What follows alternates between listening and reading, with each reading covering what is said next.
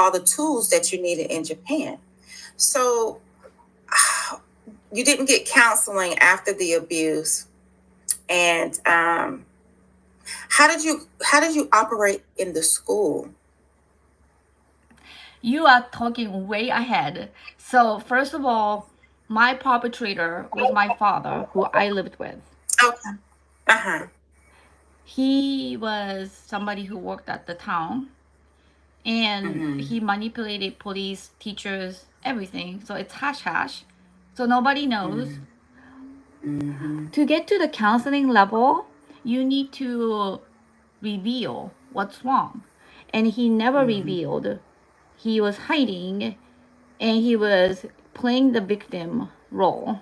That he Mm. was um not single out. He like my wife left me, which is untrue because he was beating her up. Mm-hmm. Eyewitness. I Yeah. was an eyewitness, and I was ungrateful daughter. I was a traitor. Mm-hmm. Forget about Mm-hmm. counseling. You're talking way ahead 2024. This is 1980, No. 1980 in Japan. Incest, domestic violence, sexual abuse, so is normal, tolerated. In Japan, Domestic. it was normal in Japan. Listen, when you go on Japanese train, you get groped, and then nobody talks about it. It's normal. And then next to you, there is a guy who is opening porn magazine. Normal. I grew up. I grew up. My uncle watching porn. But you know what? Because nobody says anything, it's normal. So now Yeah. In America, it's normal to you guys for many things, but it's not Yeah. normal for Japanese people. Counseling, Mm-hmm. for instance, when I left Japan like 20 years ago, if you ever say you have a counselor, you've seen counselor, you will lose a job. You would never get a job. So don't say that in Japan. Like that is Mm. the level that Mm. you are not talking about um the current age or America. Even 2024, if you go to Middle Eastern country or like some different countries, that they would never talk about. This is taboo. I had a friend who Yeah. was sexually assaulted, raped in Guatemala, and then her stories out there, but 12 hours he was drugged. Just OBGYN doctor put medicine in her wine. And then even after the fact that it came out, she had a tampon and DNA samples. The perpetrator's mother was running sex trafficking house. And then they bribed the police and then they dropped the case. So what I'm saying is you are talking so ahead of time, and I'm just Mm-hmm. saying the counselor, to reach that level, you need to identify what's wrong, but what's wrong is not going to come out if majority of people don't say, "Hey, what you're doing is wrong." You get it? Yes. Yes. Yes. Absolutely. I do. Of course, I went through the same with with me being abused and being in a home with verbal and mental abuse. I did not receive any counseling as a child, and it was in our home. Whatever's in the house stays in the house. And of course, I went through that molestation from 3 years old all the way up until I was raped at 14. And I was being violated by five uncles on my dad's side and my mom's side. So, yes, you are absolutely right. You do have to identify what is wrong first before, yeah. And if it's normal, like you said, as a 3 year old, it happened. So I didn't. They're older than me. You do what they ask, and so it just it becomes it changes your life though, in many ways. You have low self-esteem. You deal with anxiety, depression, and as a youth, I'm quite sure you didn't know what those feelings were. First of all, I'm very sorry that happened to you, and you live in America, and then um, I feel like, first of all, thank you for having this platform and talking about it, and you being very vulnerable about it and honest about it.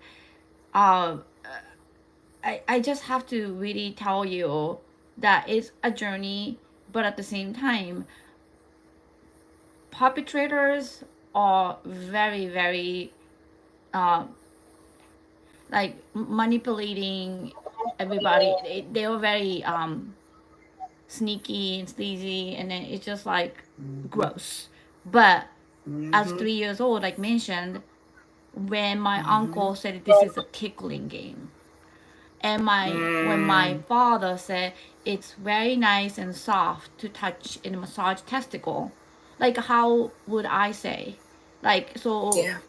how would you come back to that as a child? Mm-hmm. Like, oh, this is a tickling game. And then the crazy part of it is that because you're human being, and then your brain is connected to sexual arousal, that even when Mm-hmm. you're a child and then get stimulated. I remember Oprah Winfrey was saying that she survived the child sex abuse and abuse, that she was feeling Mm-hmm. ashamed, that she was feeling aroused, like Mm-hmm. horny, but because of that, like the masturbation, and then Mm-hmm.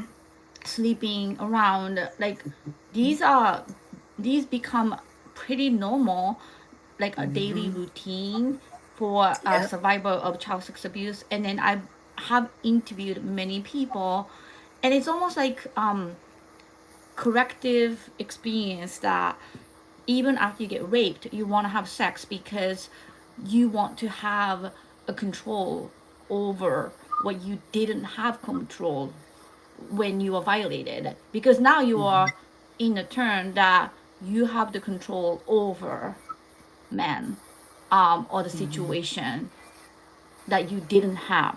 So you thrive to repaint what went wrong, and that Yep. I didn't even know that I was addicted to sex or sexual stimulations, that was completely normal and implemented in my brain. I would Mm-hmm. say between the age 4 to 13, like you.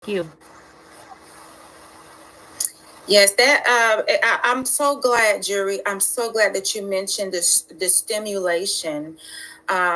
People need to hear more about that and understand. They feel guilty, just like you said with Oprah. You know, a lot of people don't want to go and get any help or seek help because of that feeling.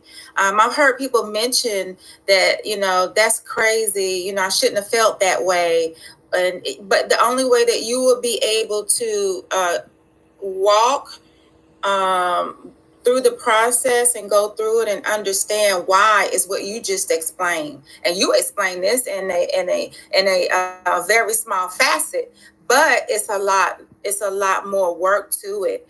And it is so true. You do want to take control, and you can be very promiscuous. I was, because of that. I wanted to, just like you say, take that control, and having it happen, like it's just, I really feel that people should not, they should get rid of that stigma of not getting help.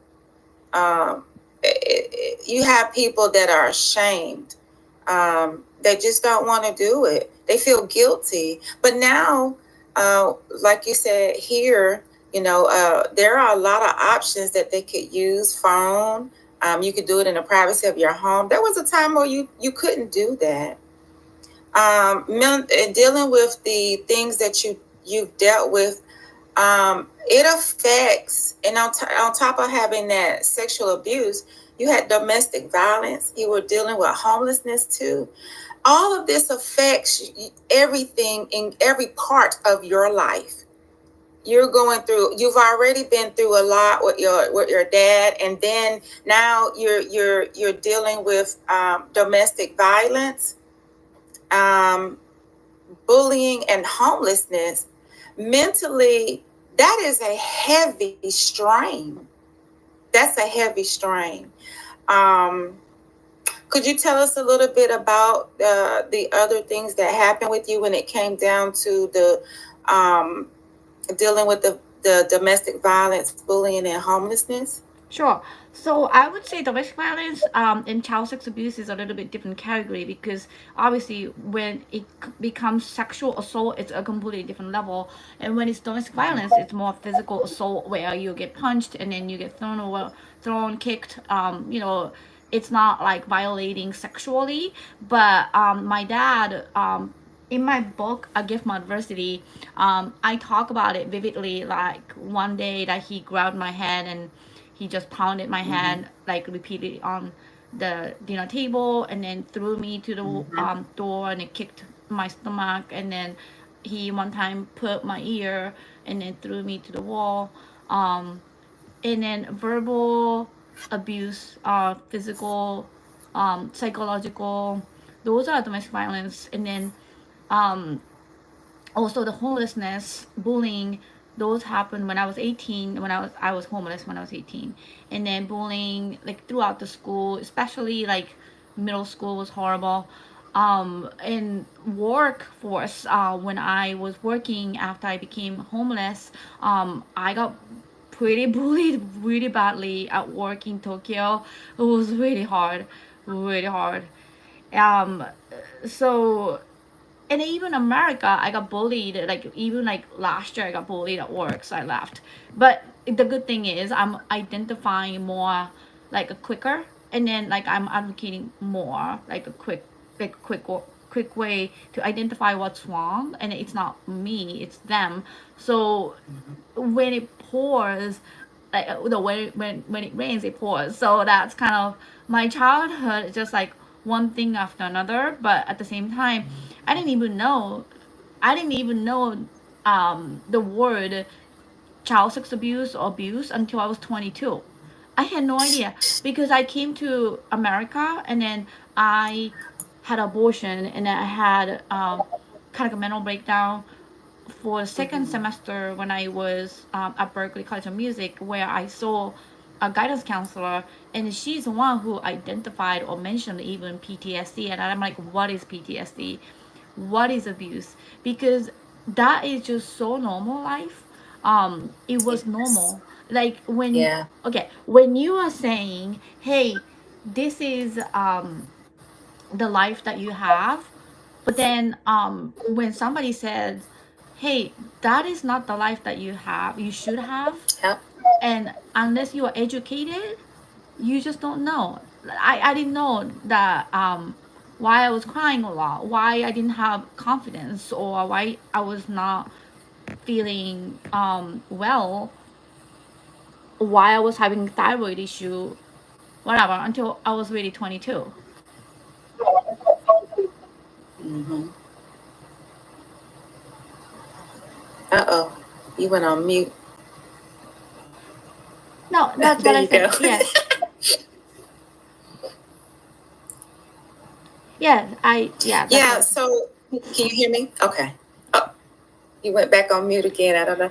Okay, so No, I'm yeah, I mean, sorry. with that I'm happening, muting myself because there's like a long construction going on. So I just want to make sure that your audio is oh, clear. So when I'm not talking, I'm muting. oh yeah. Oh, okay, I got you.